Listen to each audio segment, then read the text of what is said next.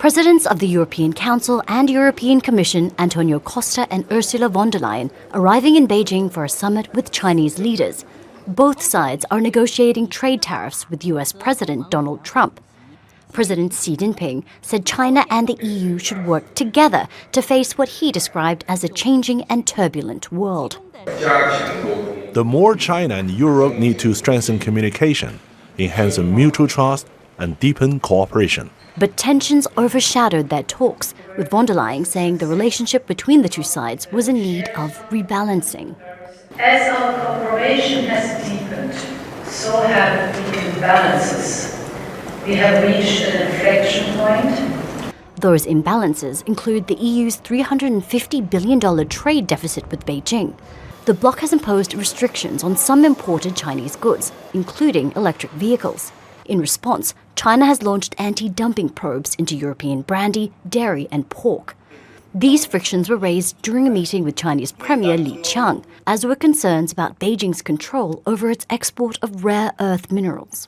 That has created some concern amongst European companies and policymakers about just how reliable is China as a supplier. The EU is also critical of what it believes is Chinese support of Russia during its invasion of Ukraine and is urging it to do more to end the war. We discussed at length with President Xi our expectations for China to use its influence as a permanent member of the United Nations Security Council to bring an end to Russia's war of aggression against Ukraine. The two sides did find common ground on tackling environmental damage, signing a landmark agreement to further cut carbon emissions.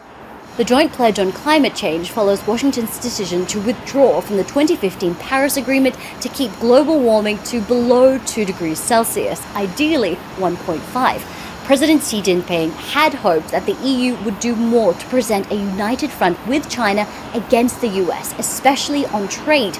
But with trust between the two sides at a low and tensions high, a statement on climate was about all that could be expected. Katrina Yu, Al Jazeera, Beijing. Make sure to subscribe to our channel to get the latest news from Al Jazeera.